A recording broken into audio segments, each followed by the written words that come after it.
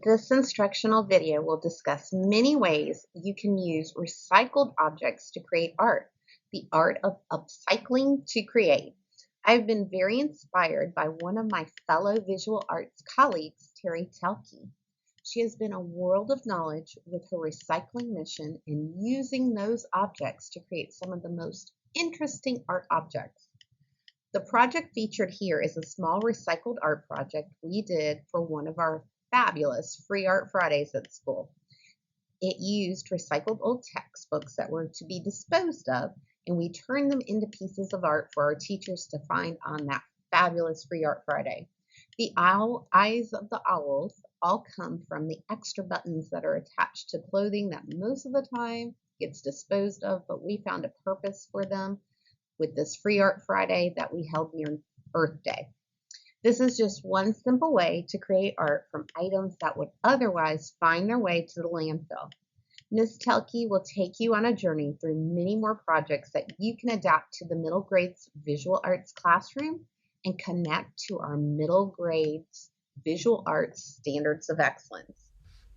Hello, welcome to my recycled art presentation. My name is Tara Telke. I'm currently the art teacher at Rockdale County High School. I've been there for about 5 years, but I have taught elementary and middle school art over the last 20 years. I'm an artist first, but an environmentalist second, so I absolutely love combining both of my passions and making art out of recycled materials. And so I've, over the course of the years, I've found some kind of tried and true projects that I come back to, and that's what I'm going to be showing you in this presentation. So these first couple of slides are just some art pieces that I've made in my spare time. I enjoy doing, abstract and non-objective pieces, and I just like to collect interesting papers. I've used paper swatches from, Home Depot and Lowe's, old stamps. I believe there's Piggly Wiggly stamps in one of these pieces. Leftover Christmas cards, birthday cards, wrapping paper, all sorts of things like that, and just kind of cut interesting shapes, overlap them, and put them together. I've also liked to combine them with some acrylic paint, with some, Posca paint pens, with fabric scraps even. And these are a couple pieces. A couple of these are finished, and a couple of them are works in progress. Now, where do I find recycled materials in Georgia? There's really a lot of resources available to us. Lately, I've found a lot of things from Facebook Marketplace. There's a lot of people that are just kind of really wanting to clean up spaces, and they'll give things away for very cheap or even sometimes free. FreeCycle is another source like this. This is for people probably living in the greater Atlanta area, but there's a website and people post things that they're either giving away or that they're willing to trade. I haven't made use of that, but I've heard good reviews about that. Another store that I love to go to is called Scraplanta. It's a craft reuse store in Decatur. It's just wonderful. You can sell your old art supplies that are half used or gently used, and you can fill a cardboard box for like $20. They have special sales all throughout the year. They're open kind of Thursday through Sunday, but really have really helped me replenish some basic art supplies throughout the year. My son lives in Savannah, so when I'm down there, I go to Starlandia Art Supply, and this is kind of a wonderful place because SCAD students are selling back some of the materials from classes that they no longer need, and so it's a great place to get portfolios and some a little bit more sophisticated used art supplies. Another source I go to is the Center for Hard to Recycle Materials, also known as CHARM, in Athens. There's one in Atlanta as well, but the one in Athens has a teacher reuse store, and it's actually not really a store. They give everything away for free. So there's some wonderful resources left over from the University of Georgia and the public schools in that area. And they have furniture as well as like magazines and books and lots of miscellaneous items that are really useful. If you're living in Northeast Georgia, there is the Recraft Craft Reuse Store, which is technically in South Carolina, but not too long of a drive for people close to the border. which is similar to Scraplana. But also just any good thrift store, Goodwill, Value Village. I've found lots of yarn, lots of scrap fabric, sometimes in the form of pillowcases and sheets. Uh, Also, you can just make a wish list and kind of send this out to parents, to colleagues, and you can.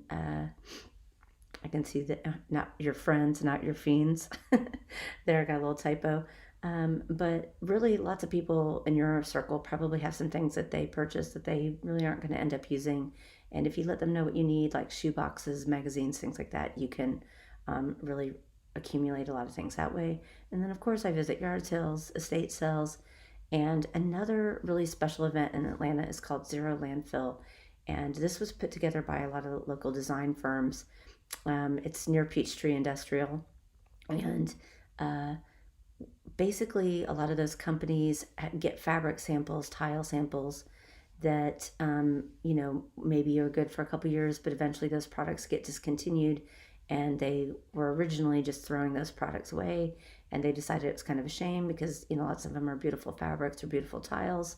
And so they started coordinating an event. Usually it's either one weekend or two weekends in August, and they promote it. And people can just go there and kind of take like a truckload away of tiles, fabrics, things like that. And that's where I've gotten most of my scrap fabric. Okay, so this is an activity probably geared towards elementary students, but I've even adapted it and done it with like my high school art club. Great way of using some of those monochromatic paint swatches from some of the hardware stores. We just used some black construction paper, scissors, glue sticks, liquid glue to just kind of make some fun little Halloween crafts. Now the way that my presentation is going to go, I'm going to show some picture examples. I'll have a slide that says some of the materials we use, but I'm going to go through that part kind of quickly because you can just stop that if you need to see what some of the supplies were that we used. This is another kind of holiday theme one. We did gingerbread houses. I just saved cardboard throughout the year, cut some of those shapes and with the paper cutter. A few of my students got creative and embellished it and cut some more unique designs with their scissors, but it's pretty hard to cut cardboard with scissors, so I do like to trace out some simple shapes and just do it with the paper cutter. Then we decorated it with like Posca paint pens. You could use any acrylic paint pen, a little bit of Prismacolor pencils as well. Then we did a little paper punch, or sometimes I use a little safety pin to punch a hole, push a little toothpick through there to kind of widen the hole, and then put some string through there so that it could be used like an ornament. And again, that's our little list of supplies. Another unit that I do every so many years, I try to do a Lunar New Year unit. And I did this last year. So last year was the year of the rabbit. And one thing that I've just gotten a lot of donations of over the last couple of years are envelopes. I think with so many things being converted into digital format and being sent through email, a lot of us have a lot of old paper envelopes and now less of a need for them. And so we just created little bunnies, put little messages on there, and then we had an extra fun use that we use these for, which I'll show you in another slide. But so in our Lunar New Year unit, we had actually hired some Chinese lion dancers to come perform at our school. And as is customary in the Lunar New Year, you're supposed to feed the lion some money, um, you know, uh, kind of as payment and sort of to ensure that you'll have a prosperous new year. And so I was really paying the dancers for coming, but I gave some of my students those little bunny envelopes and we filled them with cash and we fed the lion that way. So hopefully I can get my video to play. But this is just a video of the students feeding the lion with the little bunny envelopes. That's how they got their payment and their tip. So they had a good time doing that as well. Okay, so another fun activity we do is make little robots out of metal scrap. So I just keep a bin all year long and I put bottle caps, paper clips, washers, nuts, bolts. I'm known to pick some things up off the ground, wire, just a couple things like that. And usually we use kind of a super glue to glue these together. Lots of times we put pretty strong magnets on the back so that they could, stick to refrigerators and things like that. So these are some of the little creative things that students have made. Um, and oh yes, and the glue that I do like to use is called 6,000. They come in really small containers, and which is really nice because sometimes it's easy to super glue the lid right back onto a glue bottle, but just a nice small amount. And the glue sets up roughly in about an hour. It's really completely set up in 24 hours. But while the kids are working with it, it's really great because you can wiggle things around for a little bit. You have quite a few minutes to move it around and get it in place before it sets up, and then it really does just wash off with soap and water. So it's really my favorite super glue to work with. Now, another thing we've done is kind of creative color wheels. And so I always save magazines or ask my dentist for his old magazines. And my students, could work alone or they could work in groups, but they sort of either made a color wheel or kind of showed the order, the rainbow order in various formats, and just had to kind of do it in a unique format. So these are some really great examples that some of my students did. Of course, you could use, catalogs and junk mail as well, or any kind of construction paper scraps. And these were some more examples that the students made. So I remember we did this in the fall, so we did get quite a few jack-o'-lanterns and pumpkins. But some students just picked simple shapes. Some really, did little creatures and animals, stars and moons and things like that. So it was a really fun unit. And these were really quite large. I would say some of them were about 2 and 3 feet in diameter or width. Another one I love to do is some decoupage glass jars. And so the materials you'll need for this would be like a glass jar. I do like kind of soak them in water and really get those labels off, and I use Gooby Gone to get some of the adhesive from the labels off as well, and run it through the dishwasher sometimes. So there's a little bit of cleaning involved. But after that, the students usually use tissue paper, and tissue paper is real easy and affordable to come by. And lots of times we're using little pieces, so you can use remnants of that as well. And you could use just school glue, Elmer's glue. You could use Mod Podge. But basically, what you're going to do is, you know, use use kind of a watered down glue, and just spread a little bit with a paintbrush directly on the jar. You'll cut out your tissue paper or rip it, lay it on that thin layer of glue, and then you brush another layer of your glue or your watered down glue mixture, um, just on top of the tissue paper, and that sort of seals it and sort of waterproofs it. I give my students a little tea light candle that they can take home. And these images on the left are kind of during the daytime, but then the ones on the right kind of show them at nighttime, and they're really quite nice at nighttime. You can do a gloss finish or you can do a matte finish. I sort of like the matte finish and giving it kind of a papery thing. And it's fun to do like a really big jar, like a big pickle jar with that. So there's our supplies again. And then these are just some more examples that we've done, maybe around Valentine's or in the summer, and just some examples that just kind of show the translucency uh, through the window, or, with the candlelight. And this is just some more. I've done this many times, and these are some of them in the display case. It doesn't really show it in this picture, but first thing in the morning, this display case gets some really nice sunlight from our front lobby at our school, and so it looks pretty different in the morning than it does in the afternoon. But they, really kind of showcases all the creative ideas that people came up with when we did this. All right, another more recent activity I did this when I had a unit, Art Around the World theme for the year for the curriculum, and then the unit was a Pacific Northwest Native American totems. And so we saved toilet paper tubes, paper towel tubes, wrapping paper tubes, and the students could work alone or they could work with a team, and they could stack things up if they want to. More students did actually choose to work alone on this. They could do any kind of combination of using construction paper, color cardstock to kind of create the shape, They could also use Posca paint pens or colored pencils. Some of them would, kind of draw first while the paper was flat and then adhere it later. They were required to have a couple three-dimensional elements on this. So, so lots of times they chose wings or beaks and things like that, claws, to do that. And then we also really did kind of study some of the stylistic qualities that Pacific Northwest Native Americans would use in their art, and some of the animals that they, revered and would use in their art practices. Again, there's our list of supplies. And then these are some more examples. These were more of the paper towel examples. And anyway, just ended up being a really fun unit. Sometimes I feared when I, working with high schoolers, giving them something like a toilet paper tube, that they're not going to take it very seriously. And I was really pleasantly surprised when we did this, and I felt like the students really did.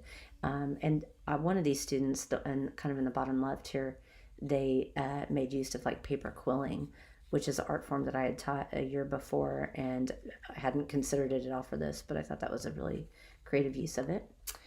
So another unit we did, with our Art Around the World curriculum, we did a Dia de Muertos unit, celebrating Mexican art.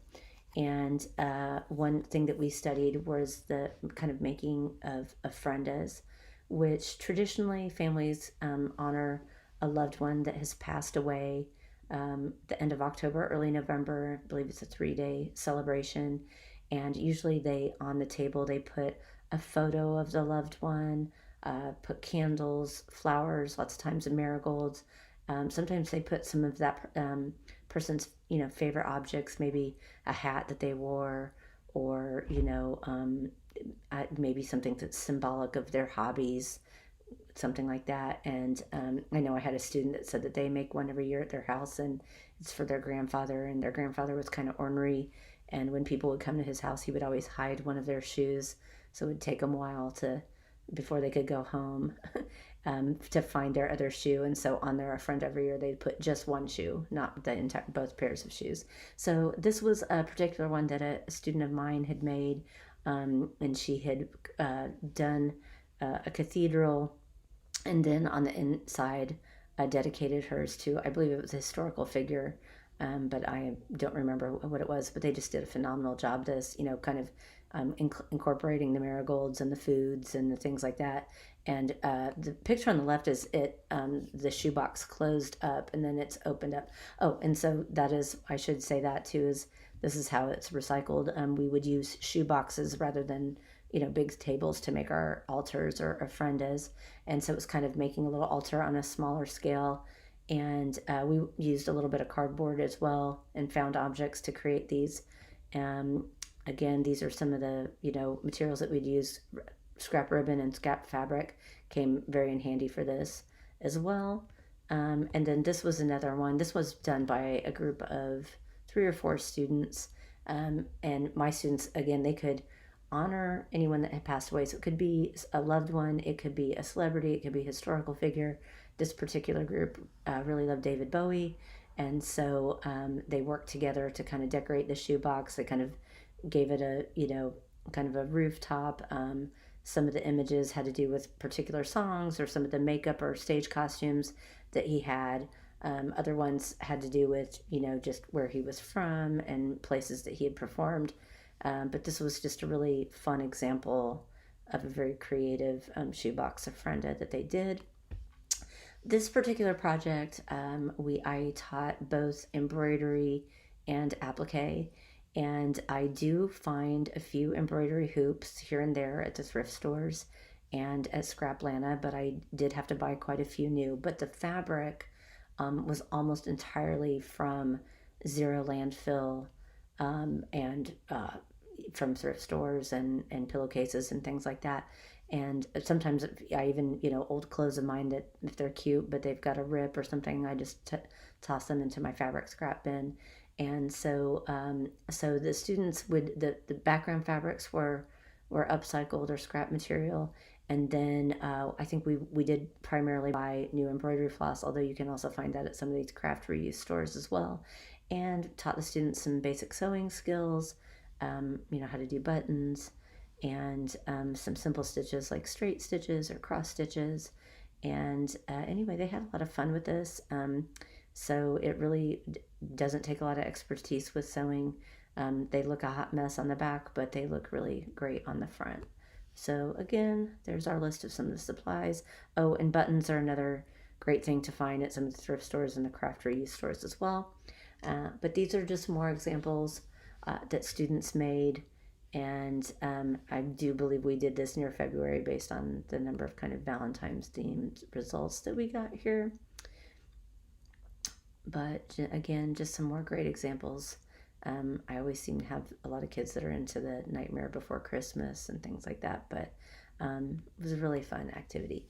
And then finally, the one of the last things I like to do at the end of the year is kind of make customized end of the year awards. I like to make kind of one of a kind certificates that are, not necessarily something that you would similar to what you would find at a store. And then for my seniors in particular, and for my, overachievers that have just really been super dedicated to their practice and things like that, I like to sew some little homemade ribbons, and I use a combination of some of the fabrics from Zero Landfill and my scrap bin and just ribbon left over from birthday and Christmas and whatnot. And it's really nice because you can make use of some really pretty short pieces of ribbon that would otherwise be hard to use. And we just kind of layer little layers of circle fabrics. Sometimes I put a little button on there and stitch it all together like that and make some little, little flaps at the bottom. And we just kind of attach a little safety pin on the back. And I really kind of just make them based on what scrap material we have left over. And then when I'm, picking awards and, kind of selecting students, then I kind of look at my stash of ribbons that I have and kind of think about colors that I think sort of symbolize that person or that I associate with them.